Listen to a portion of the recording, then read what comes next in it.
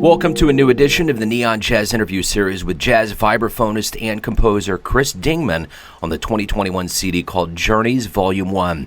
He opened up about how this lush new set of solo vibe tracks came about, and it's a story you should hear. He also talked about this COVID world and the future ahead. The last time we spoke, which was our first interview, was back in February of 2020, and little did we know what was coming our way.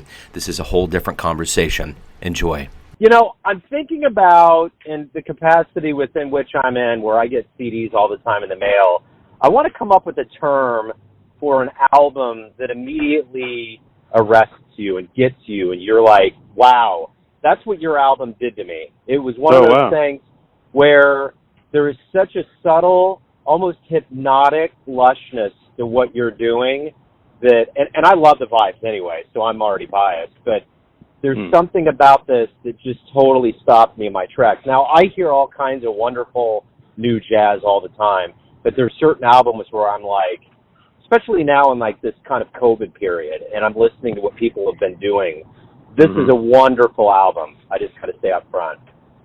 Thank you so much. Absolutely. Yeah. Again, thanks for taking a minute out. I appreciate you sending the album, and again, I'm looking forward to talking to you about it a little bit. Yeah, likewise. I think the thing about this album that gets me up front is, you know, you hear vibes, but you don't quite hear it in a solo way. Like, you'll hear solo piano. There will be other people that will put out different instruments with solos, but this is one of those rare albums where it's completely 100% you with the mallets, and I'm just curious, how did this concept come about? Yeah, it wasn't like one of those like, oh, I'm going to do this thing now. It evolved over time in a kind of specific way. So probably further back in my development, like in my 20s, I started recording solo improvisations. There's a great vibraphonist named David Friedman who recommended doing that as like the first thing you do for the day, practicing. Just record some improvisations. Or I don't even know if he said record it, but I took it I took it as record it because that helps me feel like, okay, now someone's listening. I gotta go. Gotta play something real. So that was just like a practice thing for a long time. And then kind of concurrently with that, I was doing a meditation practice of meditating every day and going to retreats and whatnot, Vipassana meditation, and at some point, and composing, you know, my first 3 albums are all composed music. At some point, those three things merged. And the way they merged was actually through a really specific experience. My father's health went downhill in 17, 18, and he ended up in hospice care in 2018. And when he was at home and sick and only in the last month of his life, I brought my vibes down and played for him when I was there and recorded it while I played it. And I burned CDs of the recordings so that he could listen, and he listened to it a lot because he was struggling with insomnia and anxiety and had been through a lot. So the music was there to help him. So that music became the album called Peace, which ended up turning into about 5 hours of music. So that album came out, you know, it was made in 2018, but eventually I made it into a public release, and that came out in 2020 in the middle of the pandemic. I had plans to tour hospitals and hospice centers that year, and so in lieu of that, because that definitely wasn't possible, I started recording more and just playing at home. And I think the music's a little different than the music of Peace. It's, you know, not so specifically aimed at, you know, helping my father or helping someone calm down as much as going into a space and more like going somewhere on a journey. So I actually started calling the pieces Journeys and did a bunch of live streams and had some before the pandemic was exploring this too, but especially during the pandemic, recording very often. And this album is drawn from some of those recordings. Wow, that's wonderful. You know, I was telling somebody recently, before COVID happened, I would get all of these, it's a reverberating theme right now. I get a lot of CDs in the mail. You know, I'll get in anywhere from 2 to 6 a week, and they would stack up because I would digitize them.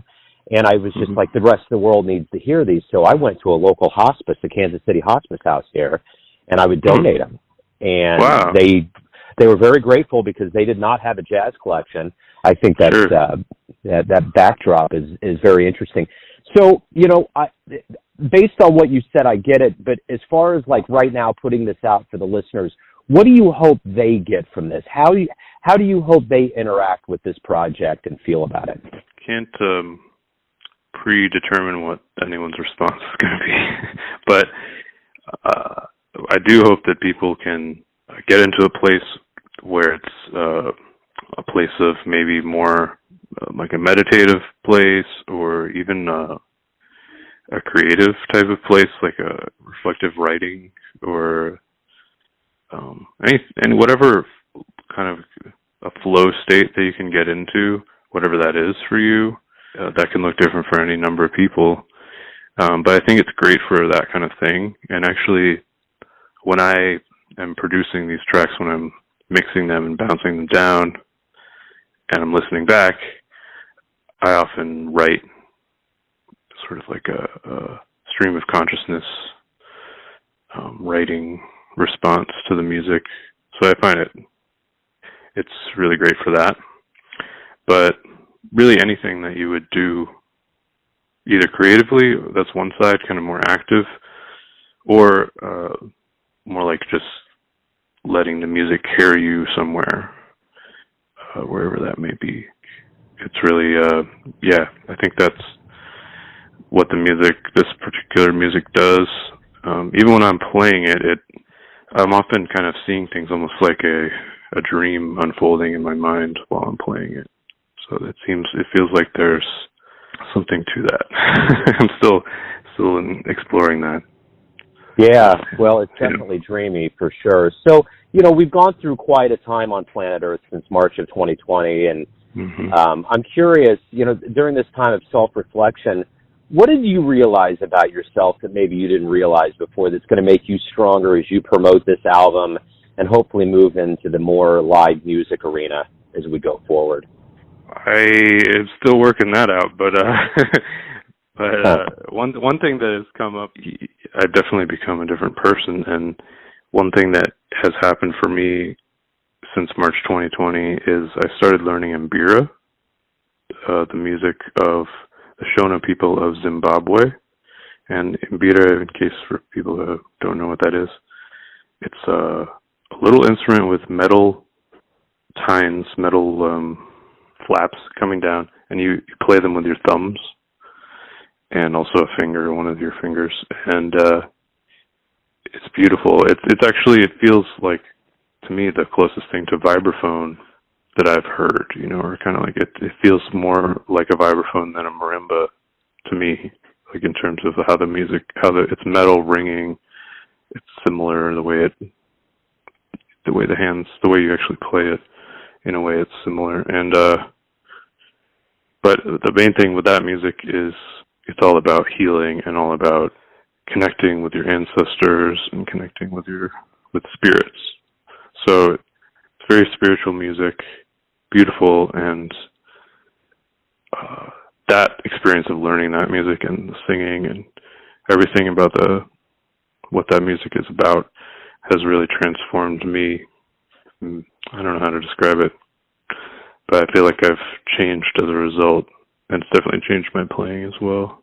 You know, if I was to, you know, have a hope for people listening to this, it would just be to get a chance to reflect. And there's been so many hard parts about the pandemic, but there are kind of like silver linings, and one of those is the chance to think about what's really important to you. I think a lot of people are going through that.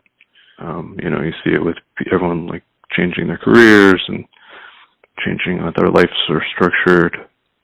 But I think it's a great chance to reflect on what's really important to you, and not get too reactive, but more like go deeper inside and kind of really explore what feels right for you and what nourishes you.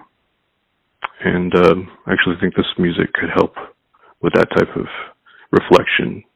It gives you a chance to, like a space, holds a space for you to go somewhere internally and work some things out.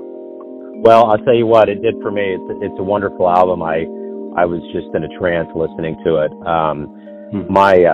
My son's actually on the autism spectrum, and he's a big jazz fan. And I just put it on for him, and I didn't hear one word. I didn't hear a sound.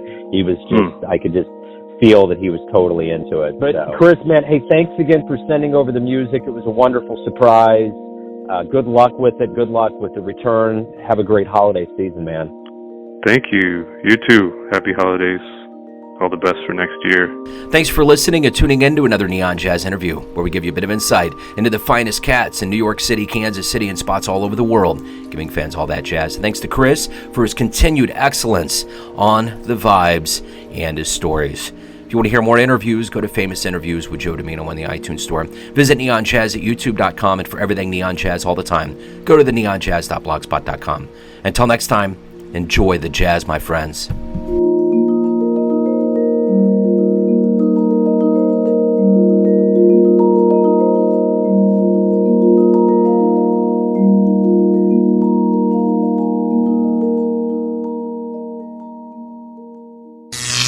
Neon Jazz.